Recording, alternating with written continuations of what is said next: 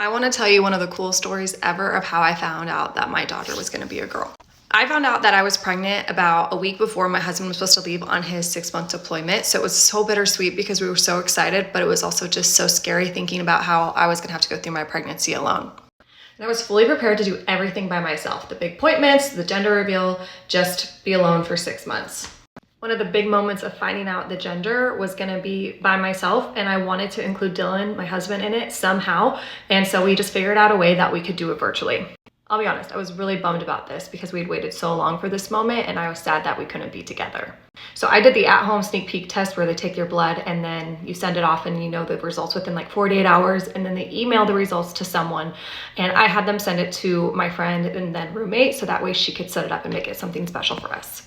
So I did the sneak peek test. The next day rolls around and I get a phone call from my husband at 10 p.m. at night. And he says, they're evacuating us because there's supposed to be typhoons where we're at and they want to send us to Hawaii. Is there any way that you can get on a plane tonight and make it to Hawaii so we can find out the gender together?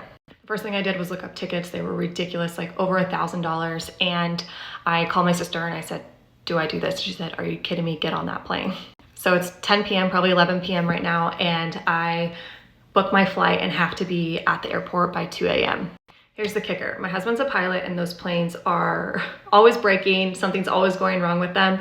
And so he was like, we may not make it all the way there. We might have to turn around.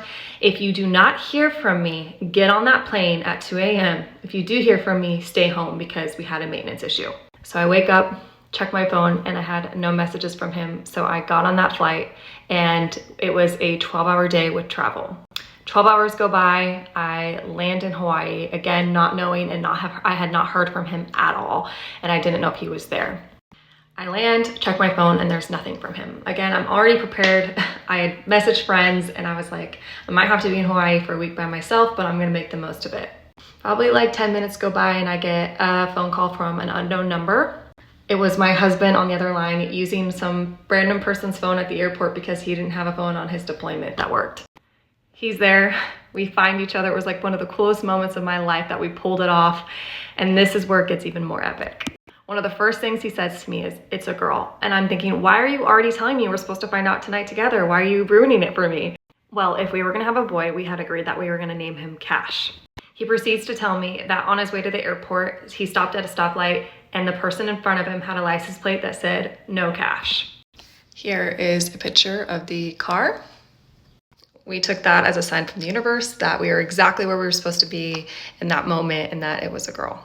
And this is how we announced it to the world in Hawaii.